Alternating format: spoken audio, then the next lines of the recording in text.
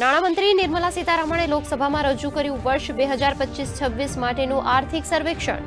વૈશ્વિક અનિશ્ચિતતાઓ વચ્ચે દેશની ઘરેલું અર્થવ્યવસ્થા મજબૂત. જીડીપી વૃદ્ધિ દર 6.8%થી 7.2% રહેવાનું અનુમાન.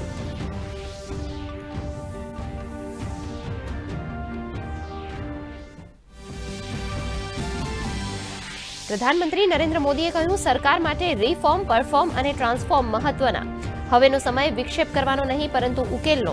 ઇકોનોમિક સર્વેને ગણાવ્યો ભારતની રિફોર્મ એક્સપ્રેસ.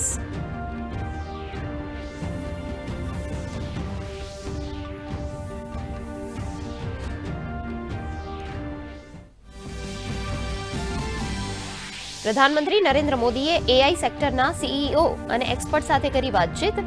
પારદર્શી, નિષ્પક્ષ અને સુરક્ષિત એઆઈ ઇકોસિસ્ટમ ઉપર મૂક્યો ભાર. એઆઈ સ્કિલિંગ અને ટેલેન્ટ બિલ્ડિંગ પર ફોકસ કરવા પર મુકાયો ભાર.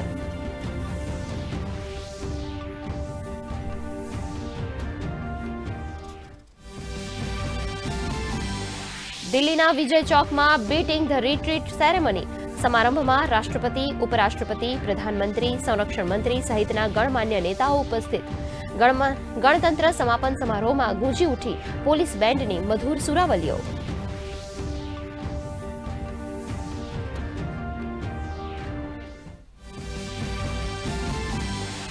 યુજીસીના નવા નિયમો પર સુપ્રીમ કોર્ટની રોક.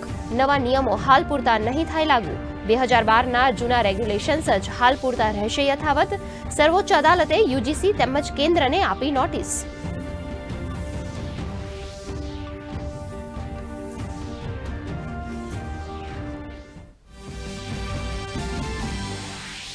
અજીત પવારનો પાર્થિવ દેહ પંચમહાભૂતમાં વિલીન. કેન્દ્રીય ગૃહમંત્રી અમિત શાહ, નીતિન ગડકરી, રાજ્યના મુખ્યમંત્રી દેવેન્દ્ર ફડણવીસ સહિત અન્ય નેતાઓએ અર્પી પુષ્પાંજલિ. મહારાષ્ટ્રમાં શોકની લાગણી.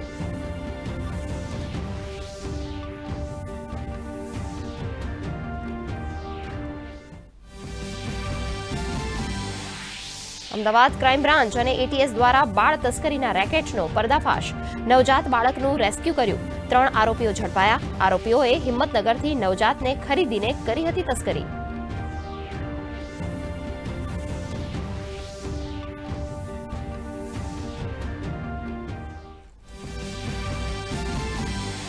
તો રાજ્યમાં હાડ થીજાવતી ઠંડીનો અનુભવ. 7 ડિગ્રી સાથે નલિયા સૌથી ઠંડુ શહેર. 5 શહેરોનું લઘુત્તમ તાપમાન 11 ડિગ્રીને સ્પર્શ્યું. આગામી સમયમાં ઠંડીમાં આંશિક ઘટાડો થવાનું હવામાન વિભાગનું અનુમાન.